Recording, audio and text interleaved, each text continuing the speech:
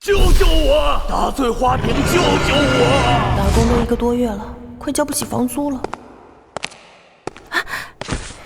廖店长，我这个月的工资什么时候能发呀？工资？你一个打工当学徒的还想要工资？当初不是说好1个月3000的工资吗？你怎么能说话不算话呢？你跟谁说话呢？你一个黄毛丫头刚进门还没几天，你都敢跟我叫板了？真当我脾气好是不是？你竟然敢打碎我店里的古董，这古董把你卖了都赔不起，你知道吗？小姑娘，谢谢你救了我，这双神龙眼就当是我对你的报答。什么声音？什么东西钻到我眼睛里？我好像突然能透视了，甚至还能看出这些古玩的价值。这店里竟然全是赝品！还愣在这儿干什么？不让你赔钱就算了，赶紧滚！有了鉴宝的能力，谁还在店里受你的气啊？哼，滚就滚！哦，对了，走之前我要告诉你一下，你知道为什么你这店没人来吗？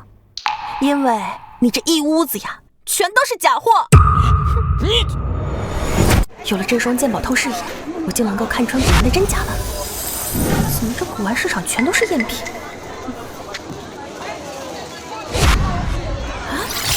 龙泉琉璃碗价值20万。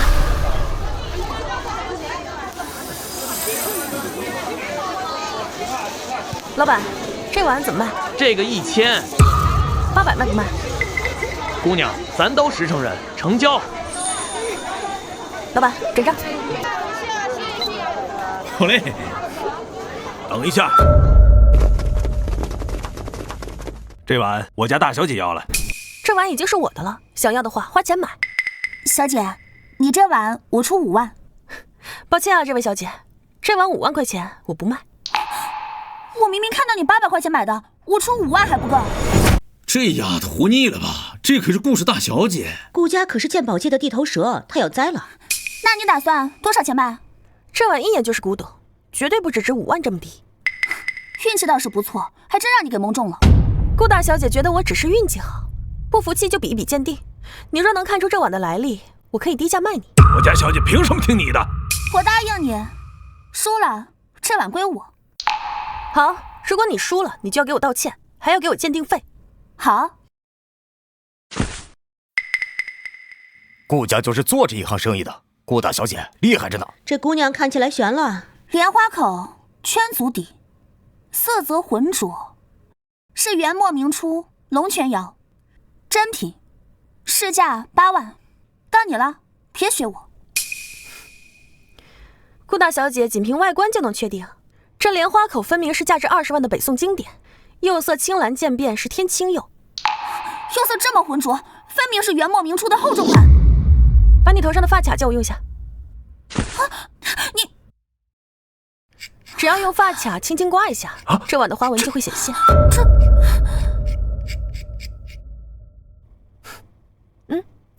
这碗是2次低温上釉伪装的，北宋龙泉窑花口连做碗工艺浑然一体，元末明初可做不出来。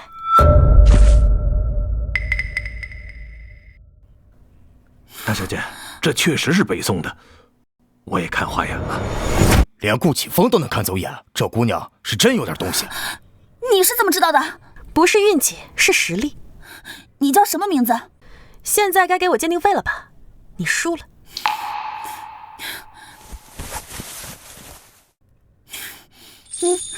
这是5万块，就算是你的鉴定费。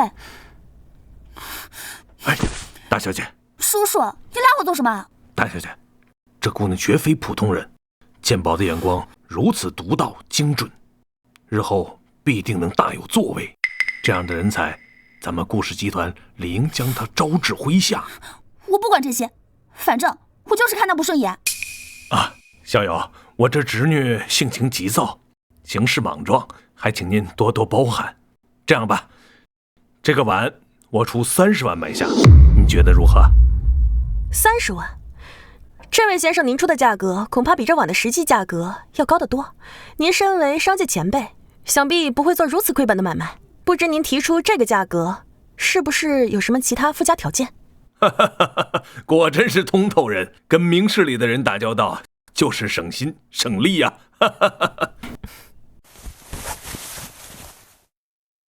看小友这年纪，应该才走出学校没多久吧？我们顾家旗下有多家鉴宝相关的企业，你要是不嫌弃的话，不妨来担任经理助理一职，你看怎么样？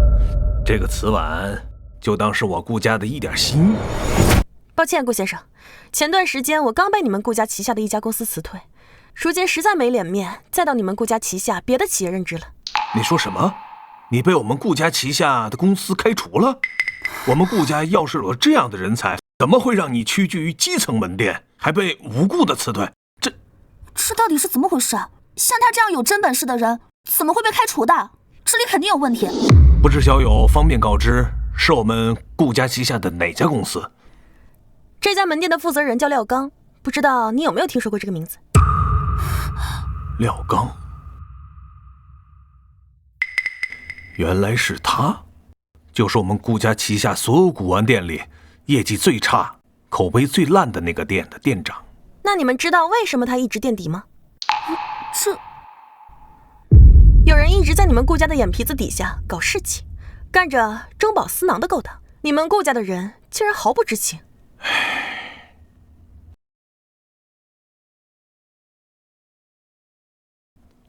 喂，是廖刚吗？顾先生，既然是您，我就是廖刚，不知顾先生亲自给我打电话，有什么吩咐？从现在起，你被解雇了。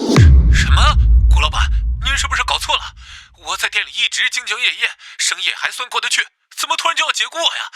这中间一定有什么误会，您再给我一次机会啊！顾总要解雇谁，不需要任何理由。你们是谁啊？怎么直接闯进来了？我要报警了！你们别过来！喂，别动那些东西，那些都是值钱的古玩。哎，你们轻点拿，别摔了。顾老板，我们已经查过了，这家店里的所有藏品全都是赝品，至于真品的下落，目前还不清楚，估计是被廖刚私下藏匿起来了。给我仔细查，就算挖地3尺，也要把真品找出来。若是查不出来，这一切就让廖刚为此付出代价。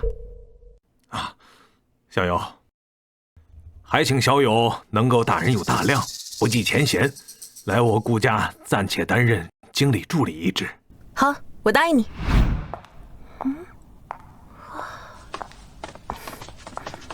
小鱼，高经理在3楼办公室，我带你上去吧。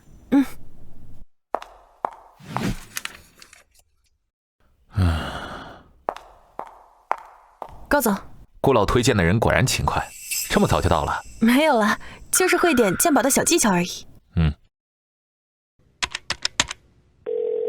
云南订3张下午去北原市的机票。没错，我们3个。江北省会有玉石展览，我想带你和风允南去学习一下。我看过你的简历，你和允南是校友，路上也能彼此照顾一下。你现在回去收拾下午1点的飞机。之前冯允南在学校的时候就看我不顺眼，这次一起去，希望别出问题。好。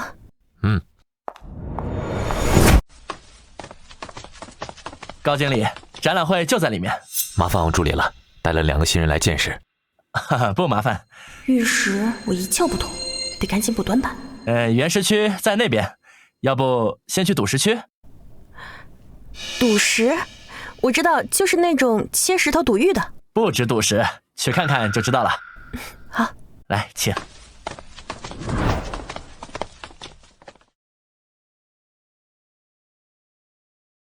既然于助理懂赌石，不如上去试一块。这笑容，没安好心。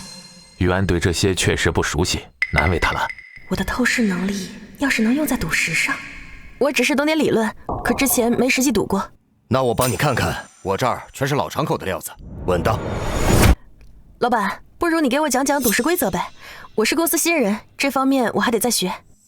哦，是华运的员工啊，那我跟你唠唠。原来是什么都不知道啊。高经理，其他分公司差不多都到了，咱们先过去吧。好，这2位新人让他们留在这儿多学会儿。来，请。老场口出率概率大，新场口差远了。翡翠定价看种水、颜色、雕工，这些都是基础。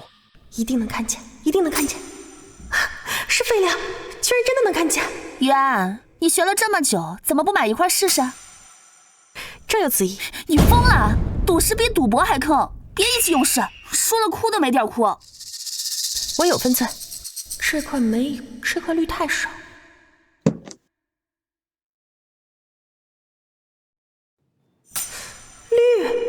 纯的绿，这么大个原石，里面有1斤绿。小姑娘，你是第一次赌石吧？这块料子看着不错，但这儿有道鸡尾痕，深入内部，就算出绿也得被这道纹破坏喽。老板，我就要这块吧，经理都走了，不想再挑了。行，这块原本1万2，算你1万。华运的客户，我给个实在价。这家伙不会真在赌气吧？于安，你不会没钱吧？钱都没有，你赌什么赌啊？这不是你让我买的吗？再说我没有，你可以借我呀，到时候在我工资里抵给你。好，我借给你。这次输了也不能怪你，毕竟你是个新手。钱我也不用你还我，只要承认自己能力不足就行。谢了。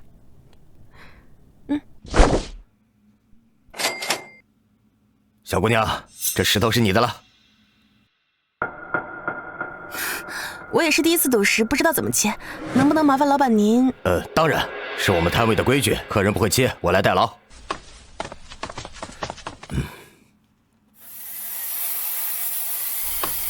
快看那边，有人开石了！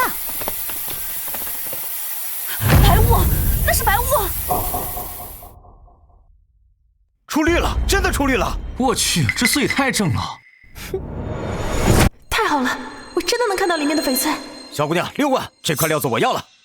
6万，你好意思？我出10万。老板，继续切吧。得嘞。冰种黄杨绿，这么大一块！这水头绝了！小姑娘，我出100万，这块料子我要了。这，小姑娘，我出290万买你这块翡翠。赵哥不厚道，290万太少了，我出300万。少了？钱挣到了，记得还我。放心，肯定还。这是你开出来的？对啊，运气好，借了雨楠的钱，让他运气呢。他的运气怎么这么好？高经理手下有福将啊！袁，这样，你是华运的人，翡翠让给公司，我们出320万买一把。为公司做贡献，高经理说什么就是什么。以后叫峰哥，钱打你工资卡，320万，一分不少啊！各位啊，不好意思，这位是我们华运员工，翡翠卖公司了，大家再找机会吧。不好意思啊，小姑娘，下次有好货先找我。好，来，坐。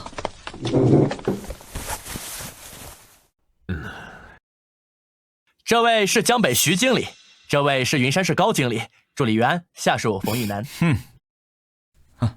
哟，高经理，这就是那块冰种黄杨绿吧？果然好种水啊！徐经理过目，这个呀是于安开的，种水足，颜色正，于助理厉害啊！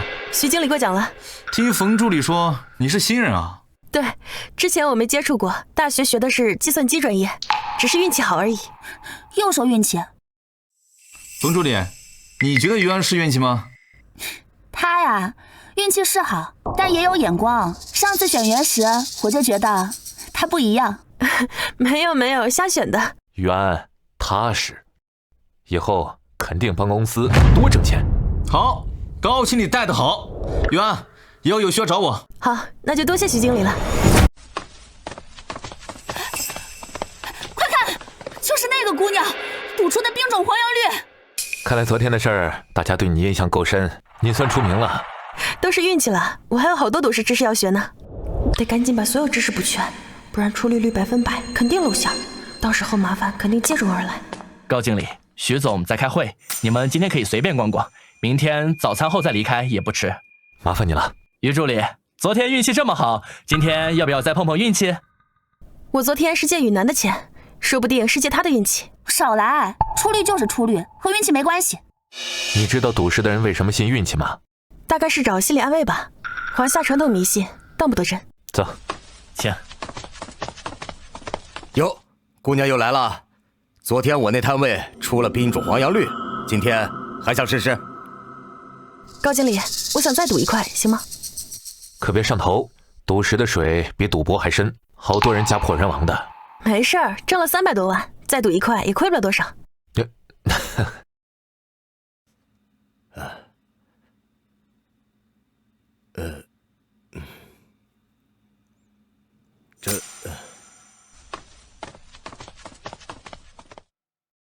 姑娘眼光好啊，这块黑乌纱品相不错，但来自新场口，全赌量没人敢碰。这样给你优惠16万。太贵了，你自己留着吧。姑娘真会砍价，姑娘厉害啊！这块是缅甸后江老场口的全赌料，绝对物超所值。缅甸后江，我没听过。后江是老场口，料子虽小，但是质地非常好，常出满绿。高经理说的对，哈哈。那这块要多少钱？最少啊10万。那这块黄磨砂加旁边那块小的，一共20万，怎么样？行，20万卖给你。靠着透视的能力赚钱真是太轻松了。不过我也要藏好这个异能，不能被别人知道的，否则可能会惹来麻烦。玉楠，能不能再借我20万？到时连之前的1万一起还你。这钱我借你，倒看看你这丫头能不能再撞大运。反正你有钱，不差这20万。好，谢谢峰哥。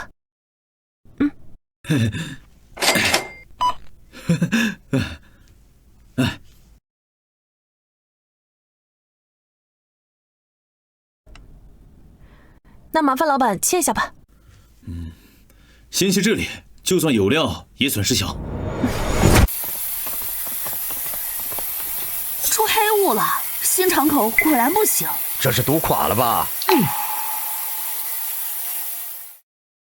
出绿了，真涨了！冰种西瓜绿，满水大涨啊！这家伙运气怎么这么好？居然又是冰种，这成色！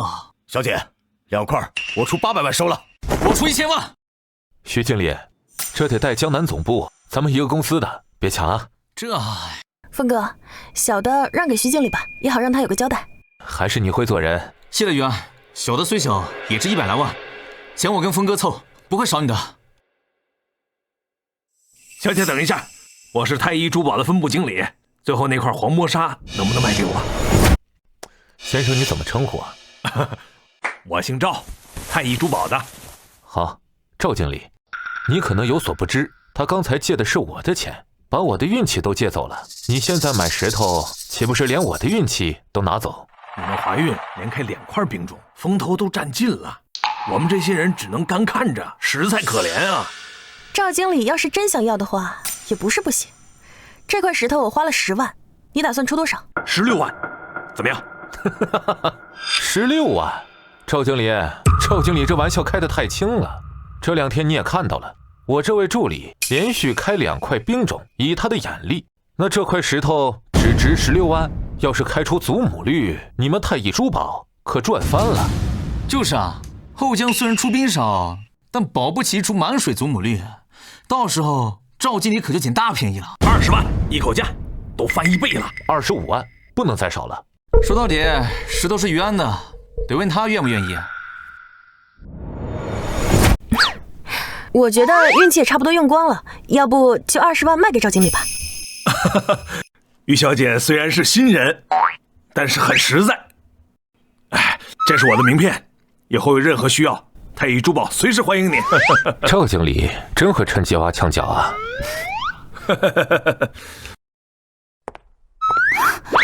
什么狗屎运气啊！连续2次都中，现在高档翡翠这么好开了？切，就从中间切，后江的料子不怕伤。好嘞。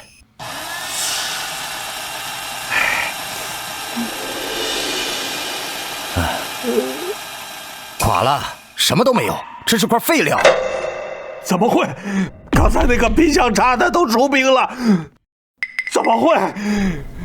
前面300多万加今天的1000多万，扣杂费还有1400万，2天时间，我居然成了千万富翁。喂，爸妈。安，你哪来的60万？你是不是闯祸了？妈，我没闯祸，我最近在帮公司赌石，刚开了2块冰种赚的，我给你们转点，让你们补补。好，等我回去看你们。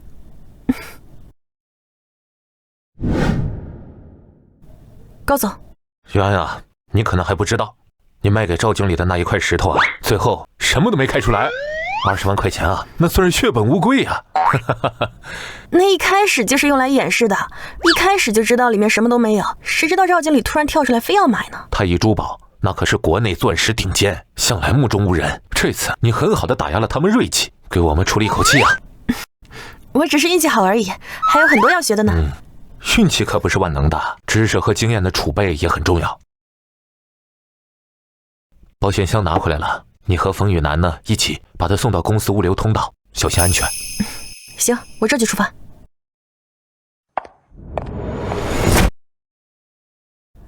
等我们办完事儿，我们去喝一杯咖啡，你看怎么样？好呀。这是我奶留给我的遗物，赶紧报警！站住，把项链还回来！交警同志，就是他突然间窜出来拉着我们，害得我们差点被车撞死。对，看着把我给伤的，哎呦喂，疼死我了啊！少胡说八道吧！要不是你们抢了我朋友的项链，我会追你们。我已经报警了，等警察来了就说清楚了。我抢你朋友东西，意思是说我们抢劫呗？告诉你啊，饭可以乱吃，话不能乱讲啊！小心我告你诽谤！你们仨人少废话，等警察来了再给我掰扯。刚才没有见他们丢东西，只能等警察来了。把我奶奶项链还给我，那是留给我的遗物。凭什么说我抢东西？拿证据啊！你是他们抢的？对，他们骑摩托车抢的。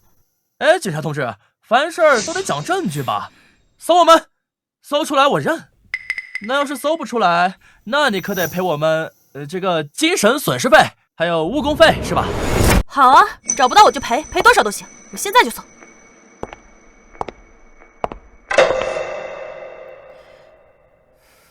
你这搜查不专业啊！找那位美女试试，说不定我内裤里藏着项链呢。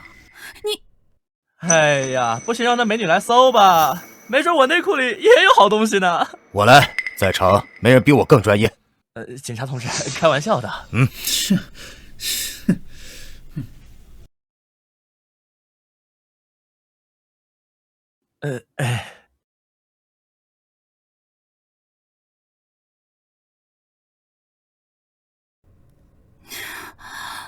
有没有找到？他们身上没有。我就说你们碰瓷儿，赶紧赔钱！哎，还有我的那一份，1分不能少啊！告诉你们。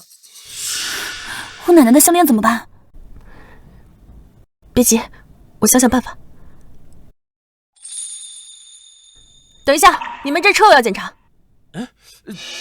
别动我车，这是我命根子！我告诉你，动我车我跟你玩命啊！哟，怎么了？难道这车里有东西啊？我来搜，保证不毁你们车。警察同志，你别当真啊！这。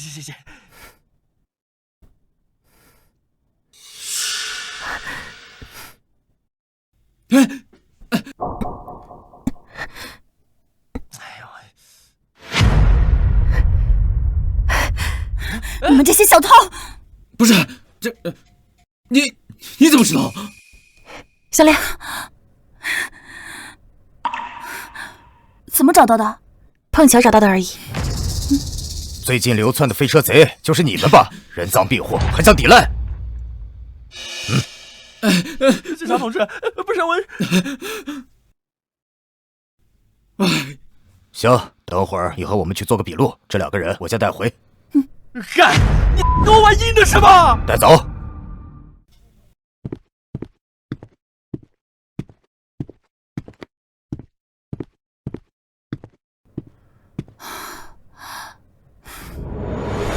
这次真的谢谢你啊！谢谢你帮我找回项链。不客气，应该的。只是我刚才正好提醒执法人员说这车是改装的。我们也走吧。峰哥，峰哥，刚才我们遇到飞贼，幸好我发现那车是改装的，才把项链找回来。哎呀，人没事就好。那保险箱啊，我已经让经理锁好了，翡翠没丢。小鱼连续赌中2块翡翠，最后那块不中还卖给别人，不过没受伤就好。于经理啊，那小鱼可是借了我的钱买的翡翠，真是出了什么事，我可得找你算账。嗨，高经理，你连续得了2块翡翠，还捡了个宝贝助理。要真是来找我的，我可把你留下当顾问啊！对啊，到时候啊，连高经理一块留下，我们呢可不放人啊。你要不要去茶水间喝杯热水？没事儿，我休息会儿就好了。小冯，喝口温水缓一缓。我之前也遇到过，睡一觉就好了。谢谢刘姐。小鱼，我还以为你当不好这个助理呢，没想到你这么厉害，还这么机灵。还是刘姐之前教我认翡翠，不然我也不会这么快就上手。这个是我之前用赌石的钱买的，谢谢你之前照顾我。傻丫头，不用了，改天请我吃巷口的老火锅就行，要特辣的。买都买了，刘姐拿着吧。周末我一定提前记着，保证让你吃够特辣的。哎，对了，还有一个快递，昨天你没在，我帮你收了，老家寄来的。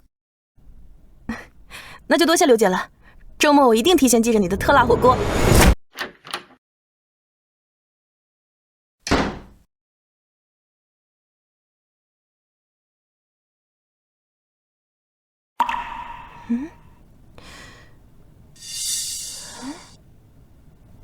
我记得爸也不用烟枪啊，怎么寄了这个过来？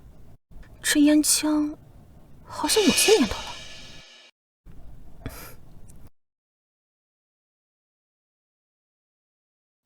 喂，爸，你不是不用烟枪吗？怎么给我寄了这个过来？是我前几天收拾老屋，翻出一个压坏的木盒，里面的烟枪倒是完好，我不懂用处就寄给你了，你认识不？要是古董就卖了吧。我也看不出来，不过我们市的齐老比较懂古董，还特别有名气。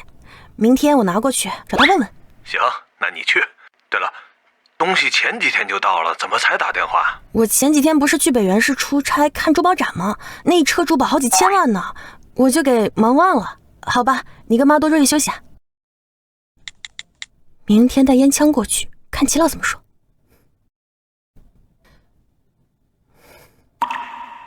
我现在月事知识太少，得赶紧补，不然偷师的秘密容易露馅。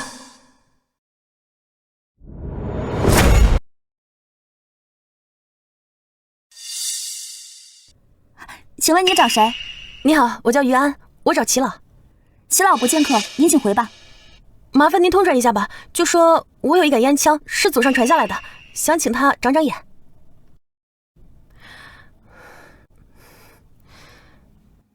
你好，我是齐老的学生方木。你好，我是于安。请跟我来。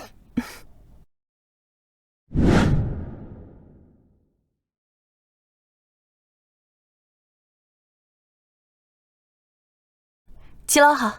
小友你好，请坐。于小姐，这是今年的西湖龙井，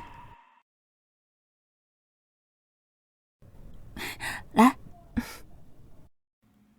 啊，谢谢，茶很香。小友是有什么宝贝要我长眼呢？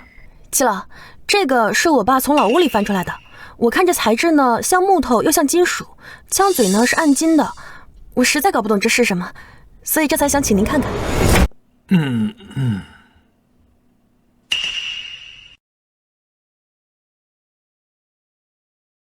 这纹路是明代的云纹，枪身材质不是木，是银红木，用银箔包裹阴沉木，历经100年以上才能有这样的质感。那这个烟枪是不是古董？何止是古董，这是明代一位将军的随身物，枪柄的暗金是鎏金，比黄金还要硬。你父亲能翻出这样的宝贝也是缘分，既然是传家宝，何以要卖啊？这个东西留在我爸妈那儿，怕连累他们。我也刚毕业，工资只够养活自己的。这个东西值钱的话，就想换点钱，给家里增添点积蓄，这样我爸妈也不用凌晨3点去劈菜了。姑娘，我出750万，收了。老师给的价是到顶了，上次在拍卖会有类似的烟枪，才拍了680万，还要扣佣金。不用750万，700万就够了。既然是齐老的话，那我就放心了。难得你不贪财，我给你开支票，1分不少。于小姐，你现在在哪里工作啊？我现在在华运珠宝当经理助理，刚入职3个月呢。这是750万，你看一下。谢谢齐老。哎，该我谢你。现在这么时尚的孩子很少见。于小姐，我叫白萱萱，我可以加一个你的联系方式吗？之前我听说过你赌石的事情，你蛮厉害的。好啊。于助理的事情我也听说了，这是我的名片，要不要跟我去玉石协会看看？好，那就多谢方先生了。齐老再见，萱萱再见。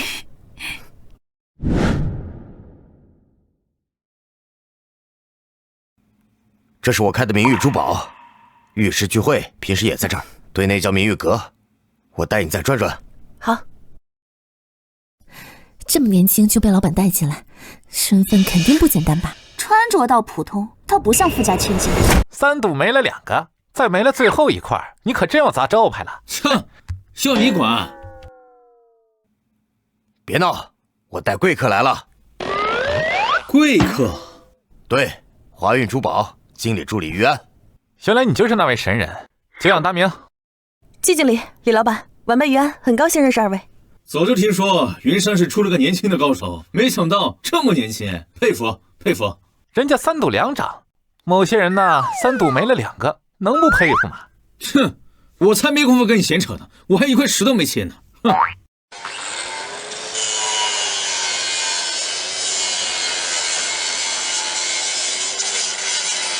于安，看看。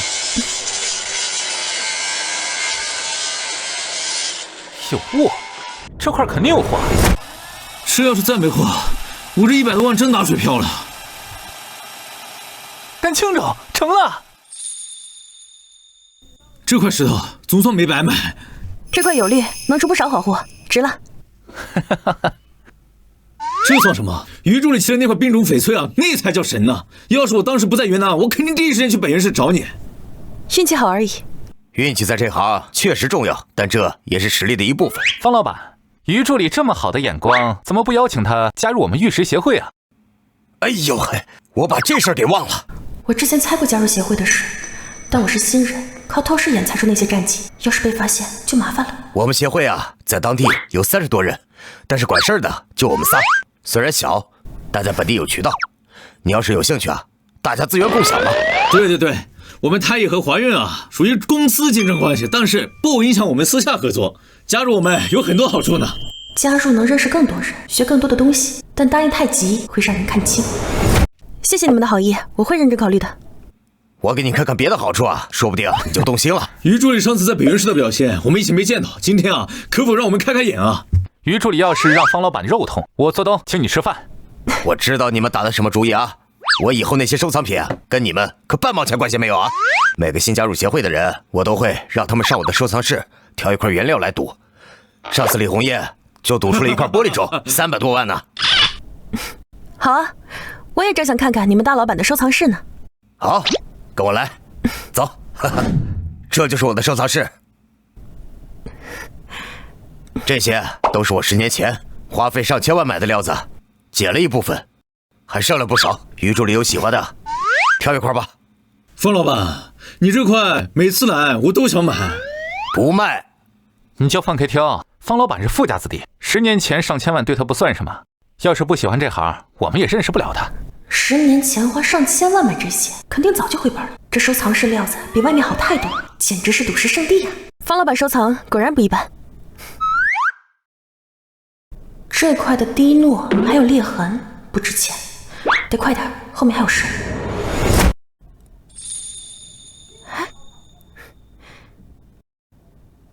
这块，方老板，你这块料子保不住了。每次你请进收藏室的人，哪个能不看上你这块开了天窗的宝贝？是啊，枉费你带人来，要是看不上这块，才真是白跑。于助理，这块是我压箱底的，你换一块，我给你打8折。行吧，既然方老板舍不得，那我就换一块。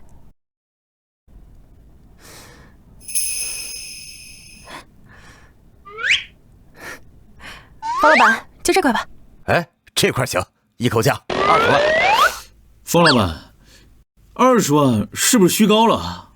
这黑乌纱可……哎，老李，你忘了这块是麻蒙敞口的老料，当年我买它也花了10几万呢，加几万只是保本儿。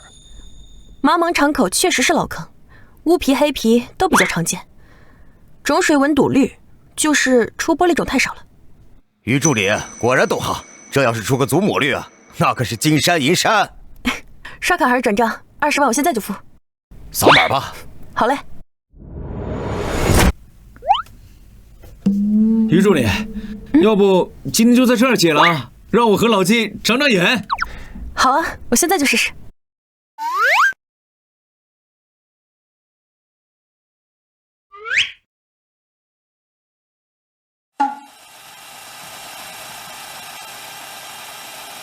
这水雾是黑丝。啊，毛毛料果然容易出瑕疵。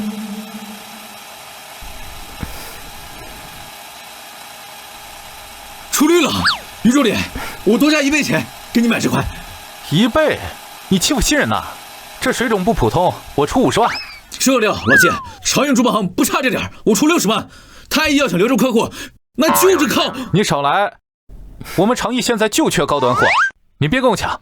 我出80万。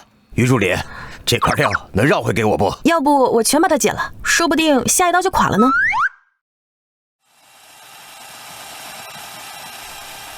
高冰飘绿，大涨了，我出400万，连另一半我也要。400万？高冰可是玉石第2档，你太抠了。我出500万。我出800万。于助理，我想收来当我的镇店之宝。3位就别争了，方老板，你的收藏室有的是料。季经理，这块小的就让给你吧。于助理，为什么选我？大家都是协会老交情了，公平一点嘛。这一块呢，正好补一下你们长运高端货的缺口。还是于助理通透，我没意见。小鱼心思果然细腻，我没请错人。于助理，这份人情我记着。哎，于助理，要不要和我们一起去处理一批料？好啊，走，看看，不错吧？小鱼，你看这高冰，加工之后绝对亮眼。谢谢季哥。对了，方哥，我想买你院子里这台机器，还有这些新敞口毛料。收藏室的可不行啊。不是收藏室的，就是院子里这些普通机器和毛料。小鱼是想练手吧？刚入行就4赌3涨，得熟悉工具啊。这机器半自动，用了半年，毛料10万，机器4万吧。我给20万，方哥你安排人帮我送。方哥，机器你再买新的也就几天，毛料你都看腻了，立马进新货。行，那机器啊，我给你换成全自动的。不用全自动的，就这台手动的机器就行。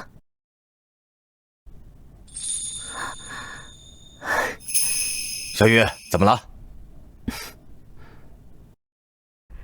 方哥，你这块废料能给我吗？我想研究一下马尾柳构造。这里面全是裂痕，就算有绿，也碎得不能用了呀。我就是想拿它跟书上的知识对比看看嘛，反正也是废料。之前有人开出帝王绿，可碎得跟渣似的，没用。我研究研究再说吧。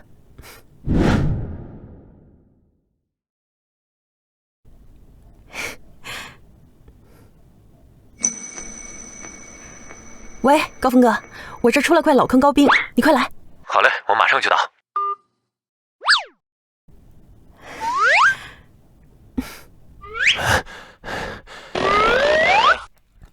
你东西在哪儿呢？我看看。急什么？给。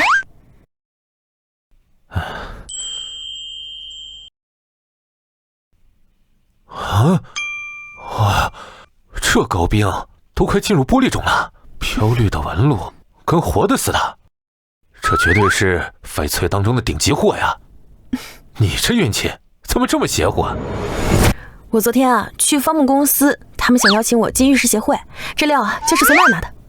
玉石协会啊，之前找过我，你呢想进就进，但是这块石头你能从那儿带出来，实属不易。方木人很好的，没有因为我是新人就想拿捏我。哼，还拿捏你？他们得有那本事啊！那些老家伙看到你简直是望尘莫及，你是4赌3赢。一般一般。这块石头啊，公司怎么着都给你1000万，你到时候就等着数钱吧。哎，对了，以后再有什么好料，先记着公司啊。知道了，高峰哥。我走了。好。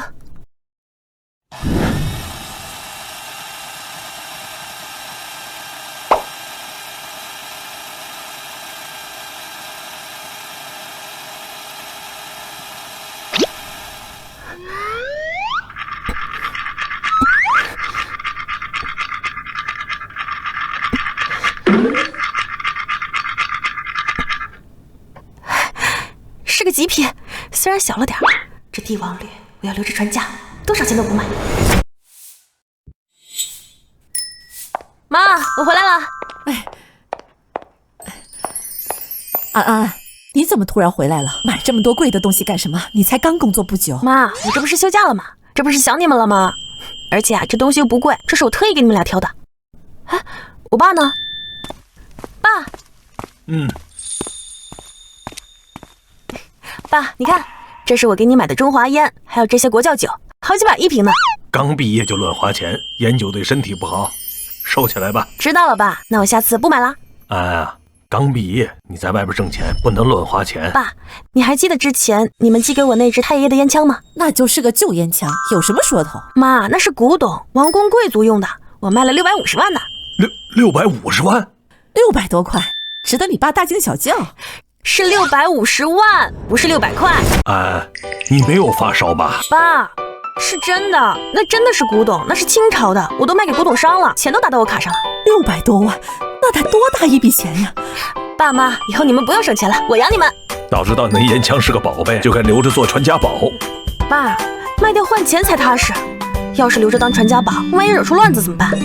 咱们家这房子也该翻修了，你们也不用种地了，我去给你们承包后山上的果树，你们打发时间就行了。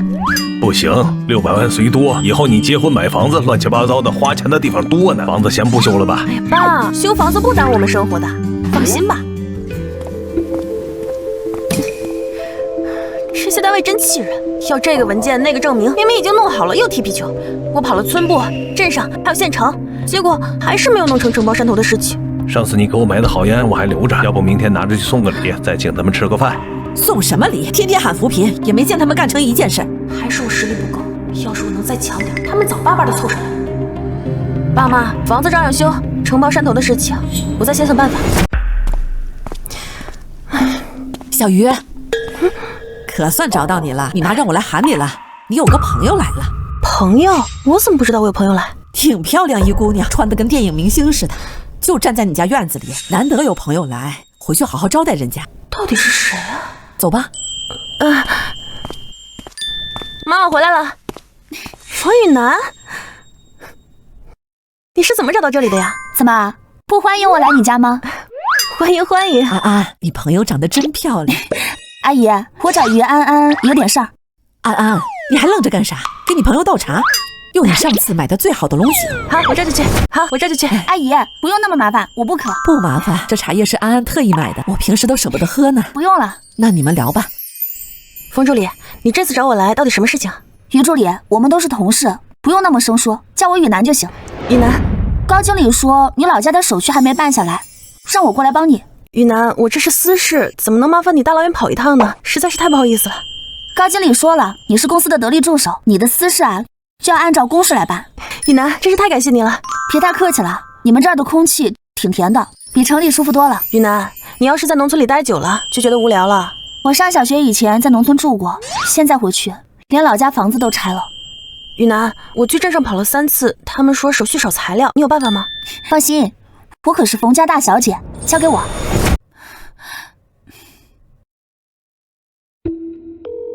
喂，于安，我在302包间，张县长快到了，你赶紧来，记得把账结一下。好，我马上到。方小姐，久等了。我们坐下聊。张县长，这位是我同事于安。于小姐，幸会幸会。张县长好。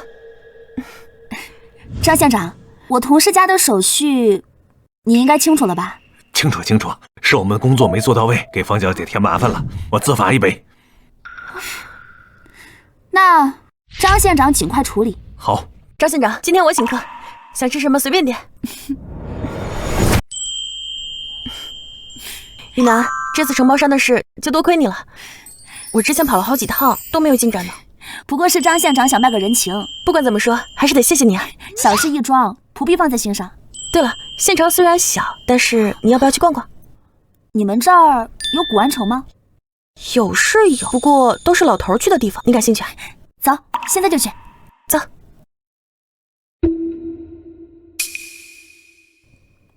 于安，你看那立苍玉印，马王堆的。假的，博物馆的东西怎么可能在这儿？我知道，逗你玩的。姑娘，我这扳指是高冰的，10万。玻璃做的，还敢说是高冰？走吧。老板，这个多少钱？6000，清末镇宅的，红痕是汗血宝马象征。石头嘛，要6000，你怎么不去抢呢？这不是普通的石头。600。姑娘，你砍价太狠了。那算了，至少1200。1000，卖的话给我打包。行，算我亏了。雨楠，我来看看。给。就是个石头，这红痕是从里面透出来的，有可能是鸡血石。真的？这块头虽然小了点儿，但是肯定值个10万8万的吧？没想到还捡漏了。你运气可真好。你眼睛怎么了？没事，昨晚没有休息好。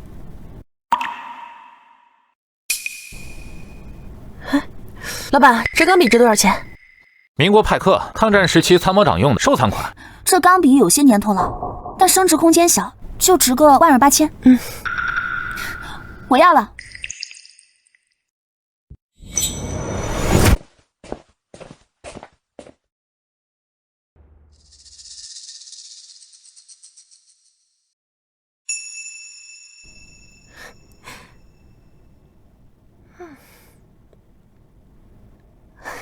白光几千到几万，绿光10几万，这金色肯定不一般。小姑娘，雍正年间的老物件，优惠给你。这东西澳门拍卖过1000万，你不会以为是真的吧？小姑娘，古玩街有规矩。老板，我买个仿古瓶，用来插花，你说个价吧。8000。800还差不多，最多给你1000。行，开门生意。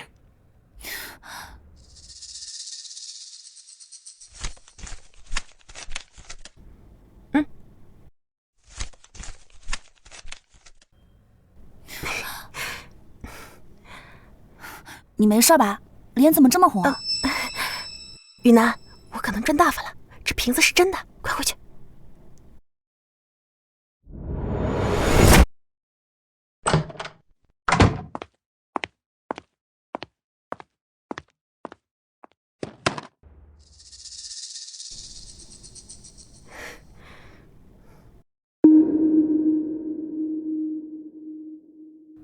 你不会以为这瓶子是真的吧？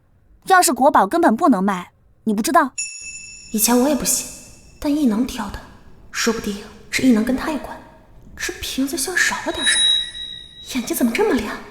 难道文物里的气能提升异能？刚刚帮你解决麻烦就不理人了，太现实了吧？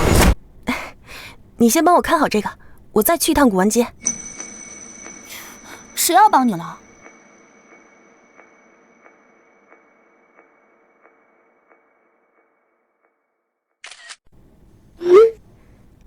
他是文物专家，发他肯定没错，说不定还能见面。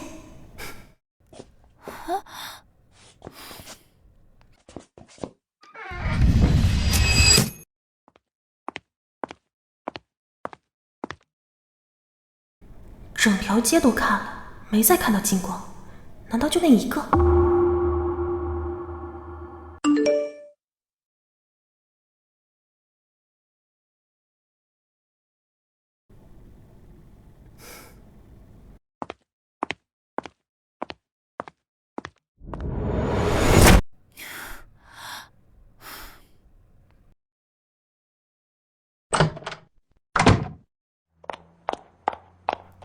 怎么样，买到了吗？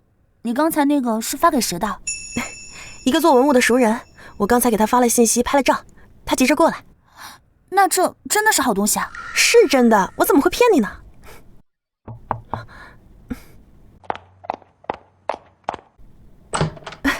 请进。雨楠，你怎么在这儿？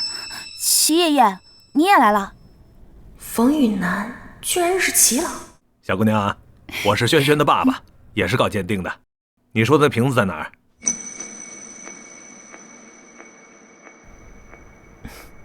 您小心。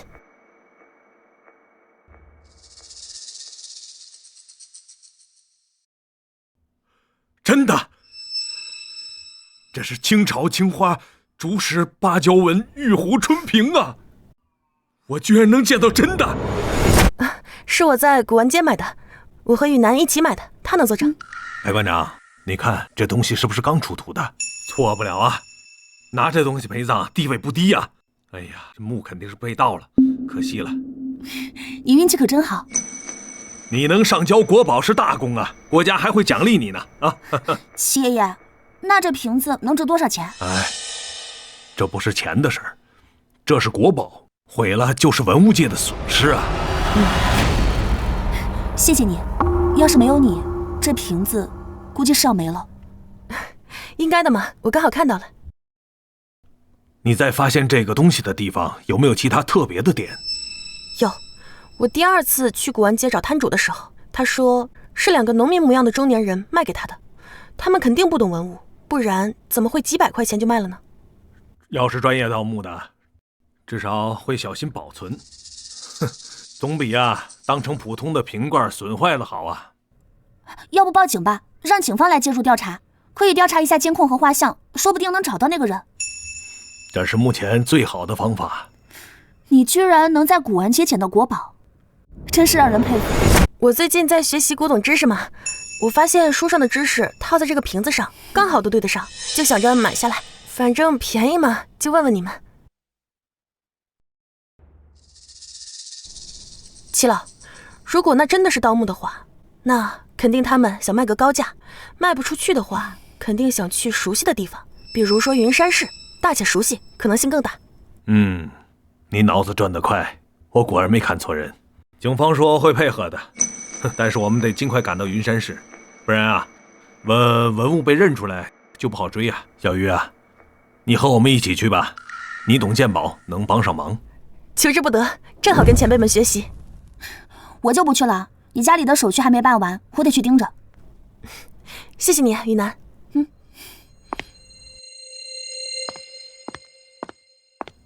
小鱼啊，你对云山市的古玩市场熟悉吗？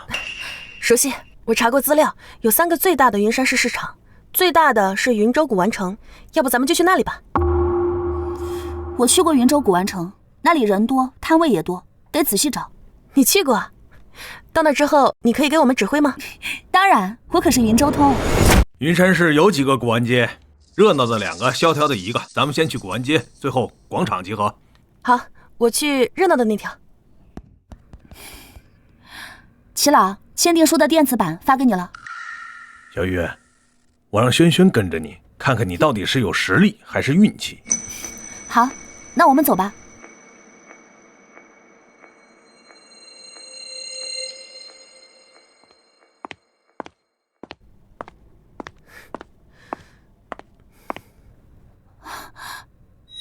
哎，工艺、款式、铭文都没问题，你快看看。这是民国仿青的，釉色不精细，不太值钱。你判断的真快。姑娘，这可是齐白石的真迹，30万拿走。这种啊，批发市场要多少有多少。是行家呀，我拿点真货给你。行。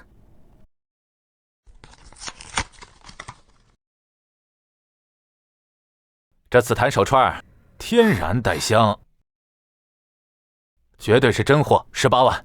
这几颗不太完整，顶多就12万。确实是真的，但是缺珠影响价值。姑娘，这个买回家常玩也值当啊。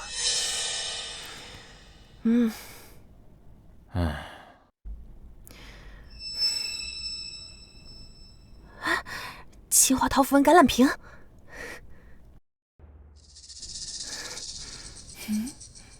老板，这个瓶子工艺真不错，风格也很复古，买回去当传家宝，跟孩子说是爷爷的爷爷传下来的。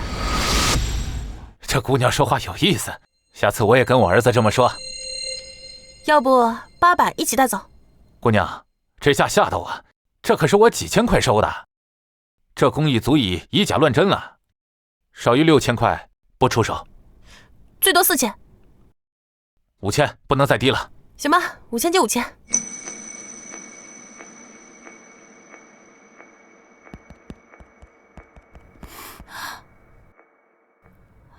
这个和你之前的那个一样吗？这个老板没说错，这东西确实是挺不错的，哪怕不是文物也不亏。带回去让白馆长和齐老看看。有道理。哎，老板，你这儿还有类似的瓶子吗？我想凑一对。那天有个农民工打扮的2个人过来卖，就一个，没有联系方式。这样啊，可惜了。走吧。哟，这不是于安吗？哟，王菲，你实习期没做完就走了，找到新公司了？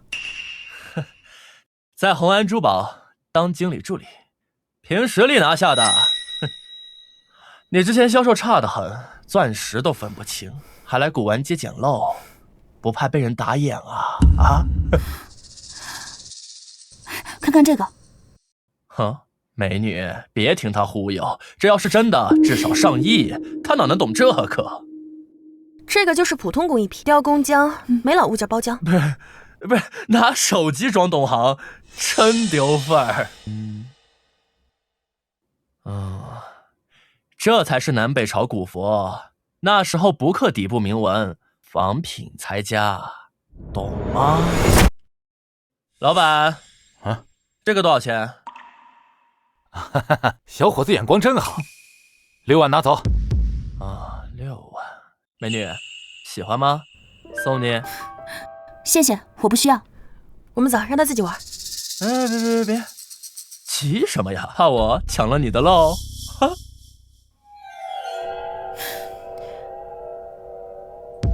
这个陶器有绿光，是宋朝的，就算有裂纹，价值也不低。老板，这个陶罐多少钱？这个20万。这么贵，那你留着传家吧。哎，别走啊，价格可以商量。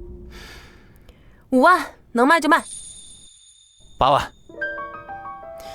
哎，5万就5万，转账还是刷卡？转账吧。难道这个也是古董？不是，就是买来感人的。不是，你疯了？你真觉得你这个破陶器比我这个古佛还好啊？好不好？去古玩店看看不就知道了。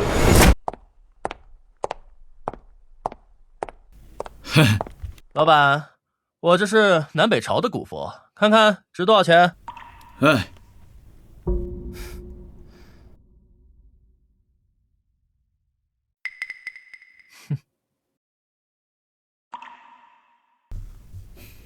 这位先生，您这古佛是现代鎏金制的，铭文机器雕的，不是南北朝的。你懂不懂？这明明是南北朝的，反正才6万块，王少不差钱。要不砸开看看材质？你那破瓷器也不是什么好东西。哼，这位小姐，看看您的东西。麻烦老板长长眼。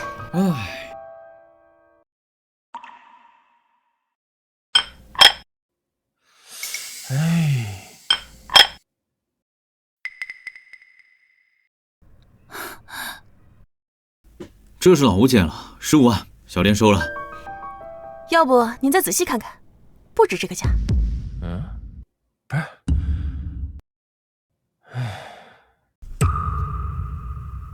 25万，不能再多了。既然您不识货，那我就去别家看看。哎，60万，实价，宋代物件，釉色脱落有裂缝，拍卖扣完手续费，你没这么多。行，那就60万。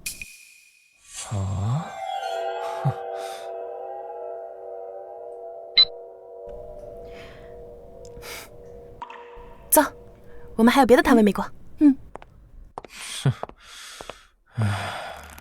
于安，你走着瞧。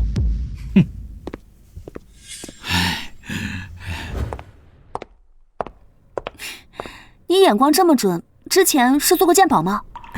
从小感兴趣，看过很多鉴宝节目和书。我们快走吧，还有好多摊位没有逛呢。青花陶符文橄榄瓶，我居然能见到真品，谢谢你啊，于小姐。应该的，季老，你们有什么发现吗？那2个农民的信息问过了，东西被人买走了，警方正在追。那我们兵分2路，尽快找到剩下的文物。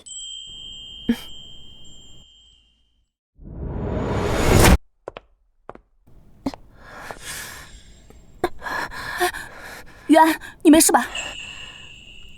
刚才有点晕，现在没事了，没吓到你吧？是不是低血糖了？要不我们先去吃点东西。上次从国宝吸收的能量，说不定能缓解。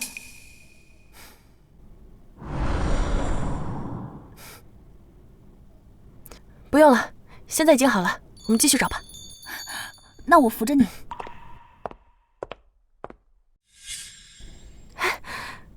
老板，这个多少钱？不卖。为什么？你们刚来，跟2个老人站一起，其中一个是博物馆白馆长，他之前也看这瓶子很久了，肯定有来头。嘿嘿。这是我们的工作证，这个瓶子的真假我们能鉴定。你们没骗我？没骗你，贩卖国宝级文物是违法的。我能确定这瓶子是国宝级文物，主动上交国家可以给你奖励，并且颁发奖章。可要是私下卖的话，不仅没钱收，还要坐5年的牢。你选哪个？我真不知道这是文物啊！我从2个农民那儿收的，我这就上交。我没卖出去，不算犯法吧？对了，奖金我不要，给个奖章行不？奖章有没有不知道，反正流程不是我们说了算。先联系卖你瓶子的人，行吗？能，我留了电话，现在打。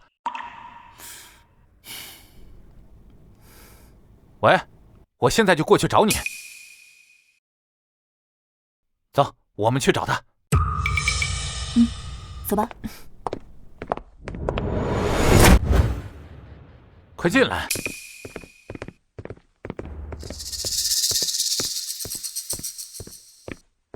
徐老板等半天。于老板，这个就是买家啊？对，王老板乔迁要上档次的东西，先看货。嗯。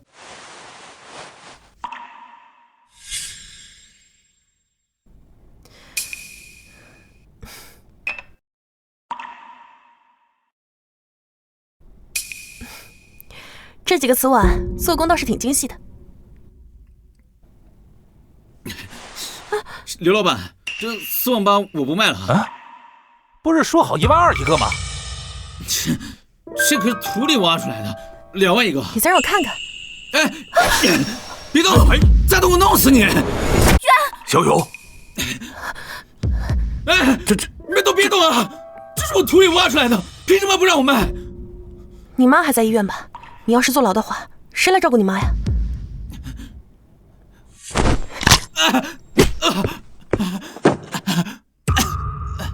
别动，警察！我错了。大柱哥，我都说了不要来了。你没受伤吧？刚才吓死我了。没事。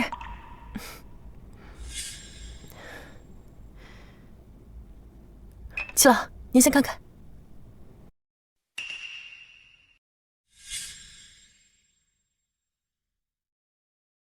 这是北宋的官窑瓷。喏，这玉牌是皇家的陪葬品，这玉牌是皇家的陪葬品，都是同一个墓室的。带走。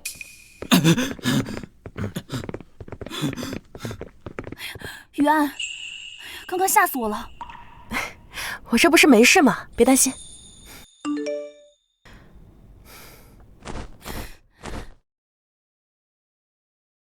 徐安，你和玉楠回公司帮忙，事情太多。峰哥，哎呀，不好意思，本来你们在休假，实在忙不过来，才把你们叫回来的。经理别这么说，是该回来上班了。经理别这么说，是该回来上班了。家里的事处理怎么样了？都处理好了，多亏了雨楠帮忙，不然还没解决呢。算你还有点良心。你们要好好配合，互相帮助。一定一定。这次叫你们回来啊，是有一个很重要的事情，客户需要做文物方面的推广，需要2个专家。你们呢，都是这方面的这个重要专家，所以呢，这个事情交给你们了。行啊，正好某人是文物工程，也算是发挥特长了。别埋汰我了，一起努力吧。好了，本来呢是让江南分部参加青州区域的会议，但是你呢，这3堵2掌传出去了。公司呢就派你们2个代表公司参加这个会议，同时呢去采购这次的钻石和玉石原料。经理，你让一个人去就行了吧？我去太浪费资源了吧？你看看你，我去浪费资源干嘛？哎呀，采购需要2个人一起配合才好。跟着雨楠能学不少呢，我赌是靠运气，真本事不如他。好了，机票都订好了。这个呢是华宝协的邀请函，主管国家自然资源部，很权威啊。方老板，方老板，你怎么在这儿？介绍一下，华运江南分部周经理周子航。周经理你好。江南分部经理，那是我上司的上司。你就是那3堵2掌的于安吧？早听说你那2块高冰翡翠了。你们是来参加华宝协会议？对，江南分部让给我们的机会。会议啊，不用认真，明天啊签个到就行。有我和方老板在，齐老啊还是协会的名誉专家。那我先回房休息了。于安，你也早点回去。行，你先回去休息。明天跟我们去玉石市场赌2块料。可是我和雨楠明天还要去采购原料呢。让冯助理自己去，你正好跟我们一起看看行情。没事，我一个人也能行。行。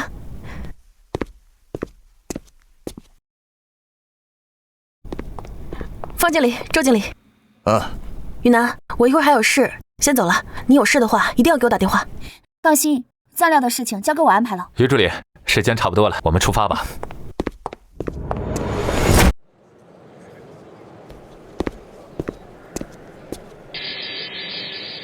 那边有几个人，过去看看。好。这么大的毛青料，居然全是石渣！再试试，说不定有料。我之前要触碰才能透视，现在离2米远也能看到。全垮了。这小料里有糯种清水绿，虽然薄，但能验证我的能力。老板，哎，地上那个籽料可以让我看看吗？8000块卖给我行吗？这料2面都没遇，你要？我想在里面研究研究。行，8000给你。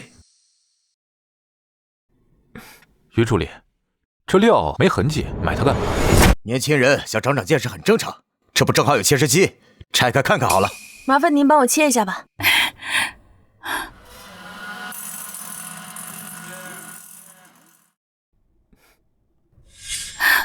姑娘，我出8万，这料我买了。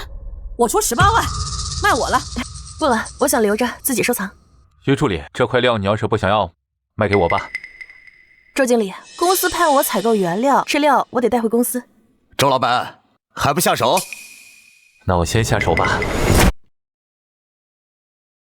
哎，切了。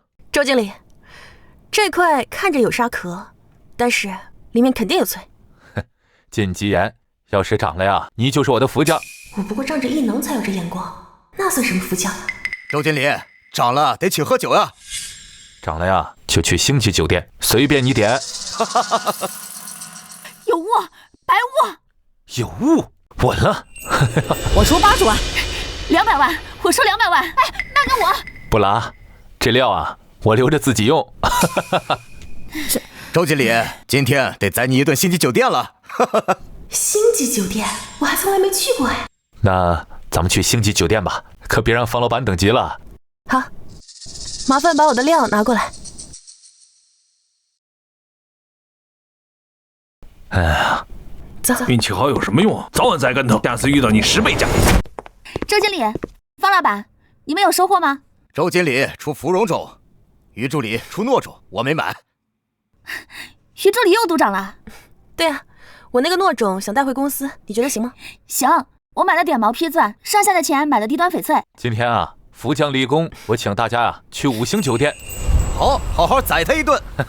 今晚不醉不归。好好，走了。走。周经理早。方老板早去市场了，他说今天啊赌点好料。那我们也赶紧去吧，说不定能赌到好料。昨天啊那诺种只是试水，要赚大钱得挑好料。靠你了，福将。行，走吧。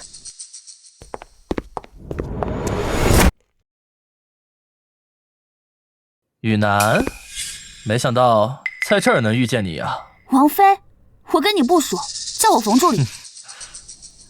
跟这种人没什么好说的。于助理，别急着走啊！既然大家都是圈子里的，不如赌时对赌。对赌？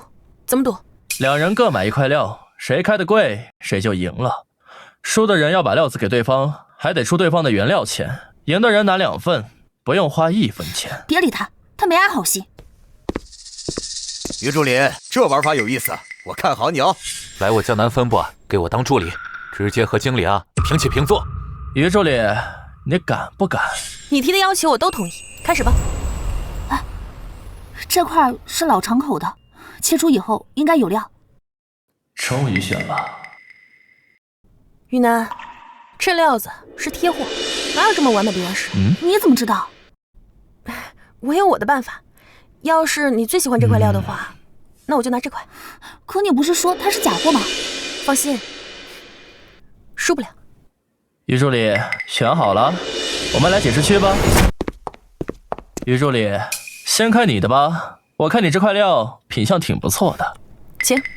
于助理，之前你运气那么好，让我们看看这次又会遇到什么好货。之前还发生过什么吗？你难道不知道吗？于安第一次赌时，在北原市珠宝展3赌2涨，银山市的圈子人都知道。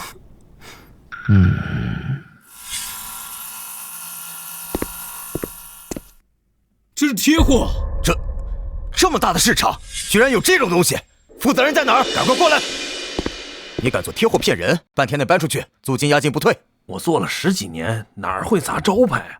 贴货都是混在批量货里的，哪会放在摊位上让顾客当场解啊？于助理，运气好不能当饭吃，还得有真本事呀！你开了贴货，这局算你输了吧？真对不起啊，是我看走了眼。赌石啊，有输有赢，料钱我来付。你之后呀，要是想到江南来发展，随时找我。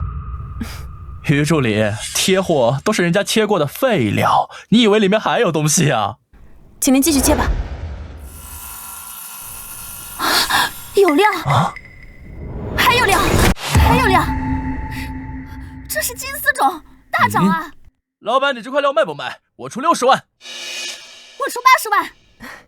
抱歉啊，不卖。我现在正和人比赛赌石呢，比赛谁开出的料子贵，当然不能便宜卖。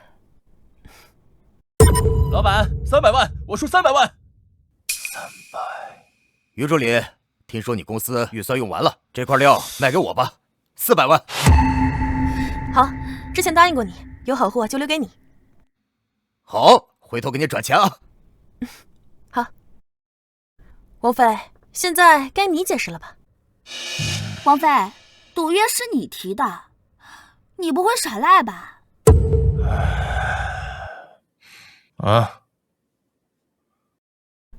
这块料跟方木收藏室的一样，中看不中用。为什么是空的？哎，品相好，里面居然空了。王妃，赌约是你提的，不会耍赖吧？于助理，这钱能不能晚点给我？你们公司能有什么好料？再来块贴货的话，我可没这运气。王助理，动手之前考虑清楚后果。你别太过分。过分的是你吧？设局下套，结果搬起石头砸自己的脚。算你走运。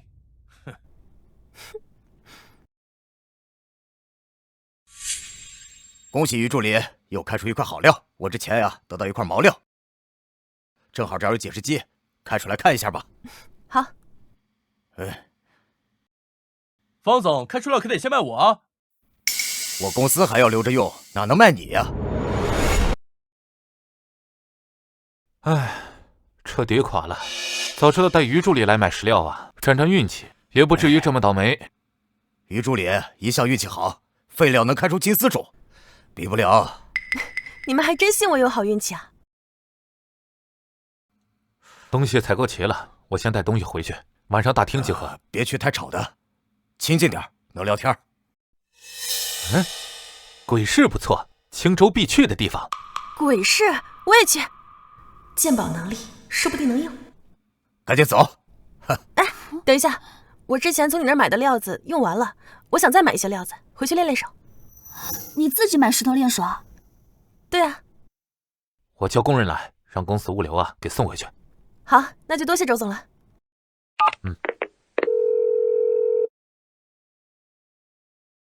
你准备买多少？买个180万吧。180万？你之前连打车都舍不得。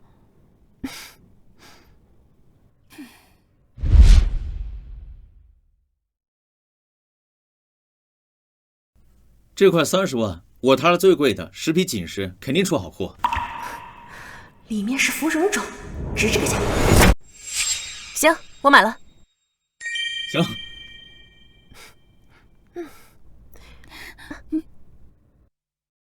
于助理，这些已经装好了，明天给您送到云山市。好，麻烦你了。哎，老板扫钱。好。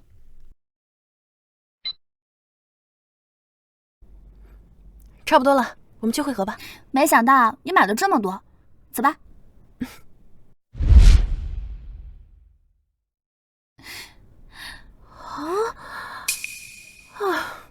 我以为鬼市是要证明身份的隐蔽地方，原来不是啊！你想多了，有人管理的就是比古玩街能玩，记住别打眼。古代鬼市卖来路不正的，现在啊正规了，但是规矩还在，要看眼力。那我要好好逛了，说不定能捡漏呢。这边规矩啊，不是要买的别还价，家伙多得警惕。走，看看去。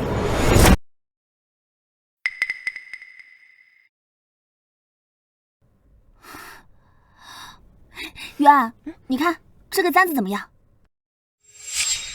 白色光圈，最多1万，清之前的藤簪，有点价值。眼光不错，这个有点年代。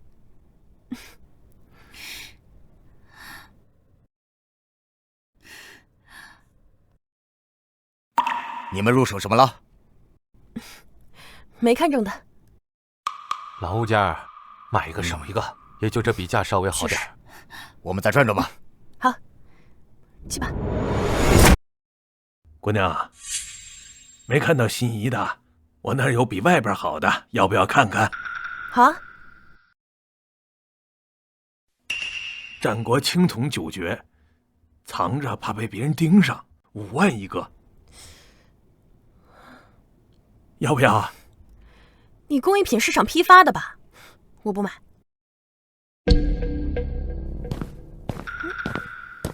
看了不买，哪有这么精巧的事情？你这人怎么这样？小雨，怎么回事？你们想强买强卖啊？他没有还价吧？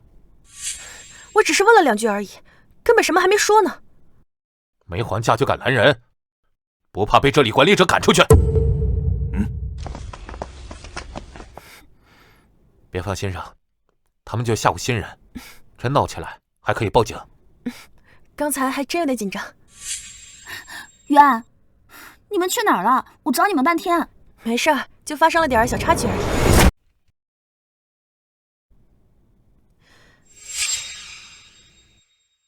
姑娘，一看就是识货呀！这东西是鲁班锁，没有口诀根本打不开的。来，这要是急着打开的人，可不得急出心脏病啊！老板，这个多少钱？盒子5000，古钱币是老货，这个底价4万，一块都给你了。我只要盒子，2000块。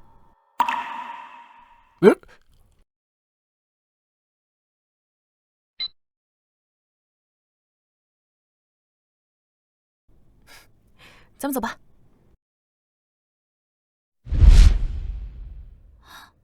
渊，为什么要买这个？这鲁班锁也没包浆，木材也是普通柏木。你之前连国宝都能捡漏，这次怎么买这个？该不会里面藏着东西？就之前那几枚古铜钱，他还没买。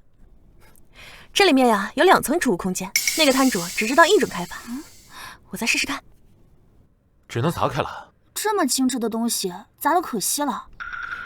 这里面有东西，必须弄开看看。放心吧，我有分寸。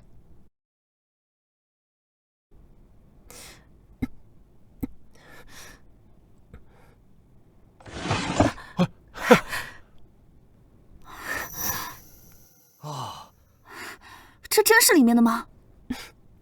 这个是红玉，市面上根本就买不到。我之前用异能看到双层光圈，就猜里面有东西。哎呀，这是血玉啊！我出100万买。我出110万。我找了这珠子找了半年了。我不卖。这个你拿着，之前你不是帮我翻新家里的房子吗？我也没有什么好感谢的，这个就送给你，当做礼物吧。这也太贵重了，我不能要。我也没有什么其他拿得出手的，反正你喜欢古董嘛，正好送给你。好，那我们走吧。高总，这个是报表。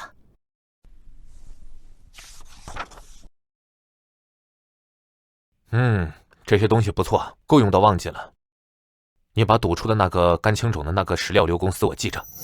这年轻人踏实有忠心，以后我升职青山市经理非他莫属。应该的，公司帮了我不少。钻石旺季在冬天，春节大家买珠宝，你们好好干，奖金翻倍。我们会紧盯业务的，高经理。对了，明天在京都有玉雕大师的聚会，你们代表公司去参加。好。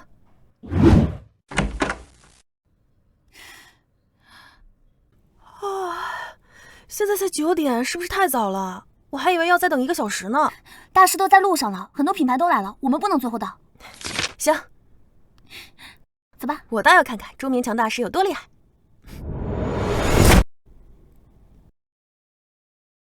云南，怎么哪儿都有你啊？你们华域能来，我们红安就不能来？知道今天这场聚会谁赞助的吗？罗俊罗老板，云山市的房地产大亨。所以呢？哼，你之前就是运气好，现在这么大的场合，待会儿你可别丢脸。哼，他跟你说什么了？不用管他，一个跳梁小丑而已，不要因为他坏了我们的好心情。别怕，有我在，他要是再对你不客气，我饶不了他。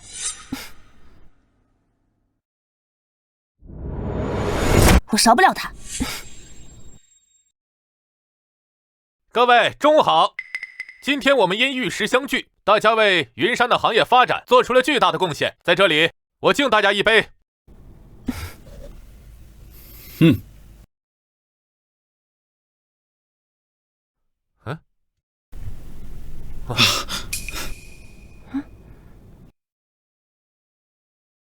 朱大师，久仰大名啊，不敢当。大家稍等一下，稍后请大家拿出自己的实力，让朱大师看一下我们云山的底蕴。实力什么意思？我们只收到邀请函，没说要准备啊。急什么？等会儿你就知道了。朱大师，这是张万福刚雕的玉佩，请您过目。他们在展示公司的货，我们什么都没准备，现在让公司来送还来得及吗？来不及了，就算来得及，那宴会厅也进不来呀。不好办啊。朱大师，这是我们红安的冰种玉观音，江南大师的手笔，请您品鉴。来，雕工配得上这玉，是江南老周的手法吧？啊，还是大师眼光毒，这块玉我们藏了半年，就等您来品鉴。于助理，你们华运也是连锁珠宝公司，怎么这一次没带什么宝贝让大师看看？朱大师啊，华运的于助理吗？你是于安吧？是我。来这边。啊，3赌出2块冰种，你赌石的本事不错。我们罗家讨好朱大师这么久了，他就对一个小丫头和颜悦色。朱大师，我们罗家的传家吊坠，想请您看看。啊，玻璃种帝王绿，这可是千金难求的好玉呀！罗少家的传家宝果然不一般。于助理，你识货，不如你来看看这玉佩。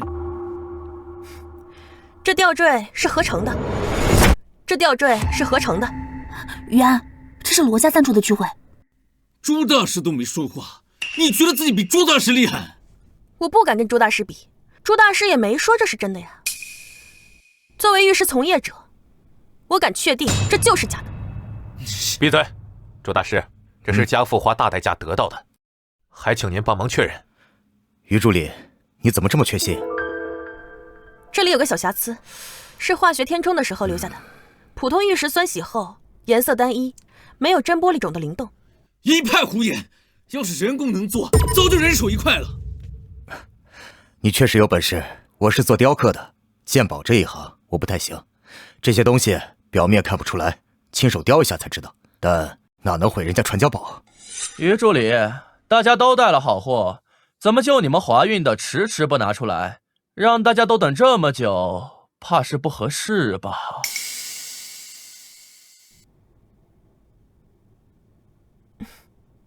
啊！玻璃种帝王绿，这是玻璃种帝王绿。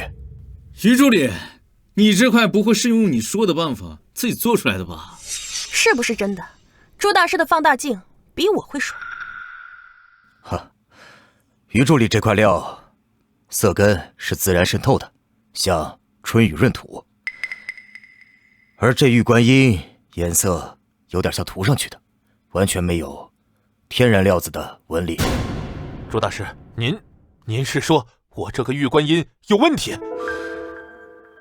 我只能说于助理的这块料是真的，至于这玉观音是不是假的，只能等专业的鉴定机构。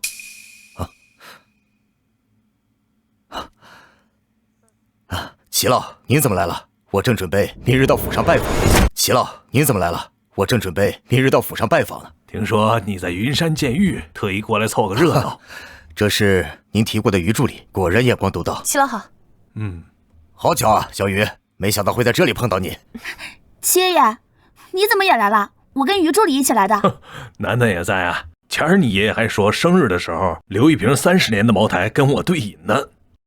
我来的时候怎么好像听见你们在争执什么东西啊？齐老，是这样的，您帮长长眼，我这儿有2块料，其中有1块不对。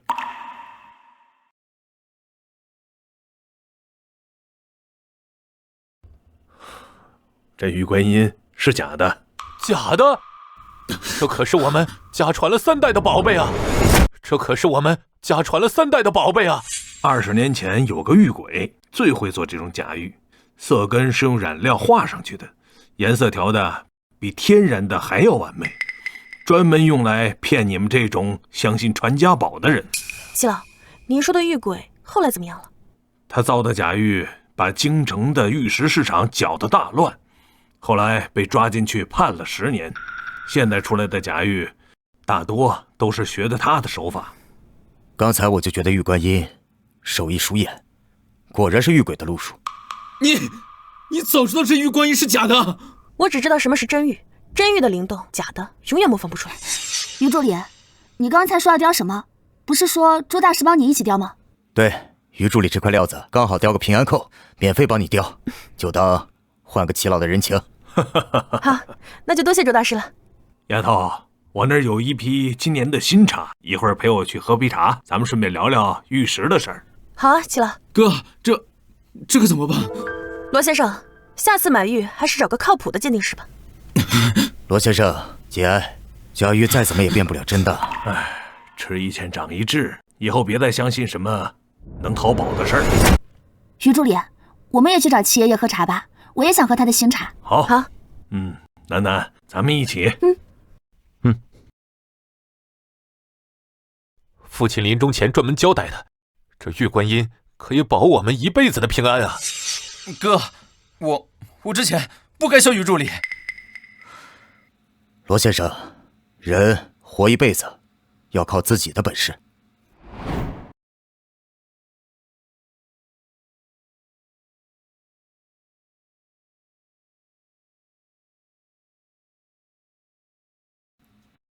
齐老，我真羡慕您，京都的事儿彻底不用管了。我什么时候能像您这么清闲？哎，都是一代一代熬出来的，等后面的人成长起来，你就不用操心了。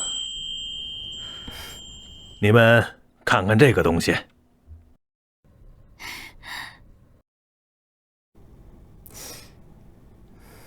这用的是菊瓷工艺吧？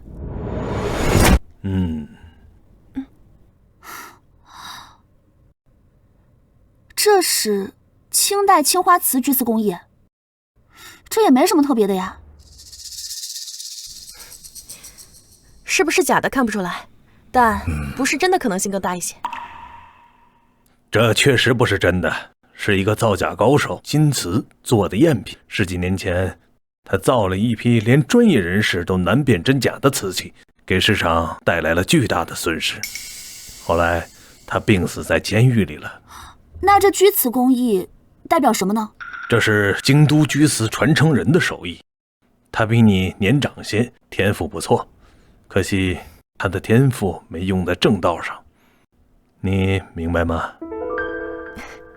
我明白齐了，天赋要用到正途上吗？天赋要用到正途上吗？小鱼啊，择日不如撞日，我原本是想过几天约你详谈，我跟老纪想要成立个拍卖会，想邀你入伙。邀我？可是我在玉石行业还是新人。你赌石的本事，齐老教的鉴赏力，能给我们拍卖会兜底。有你在，我们放心。你配得上自己的事业，总不能一直打工吧？好，我加入。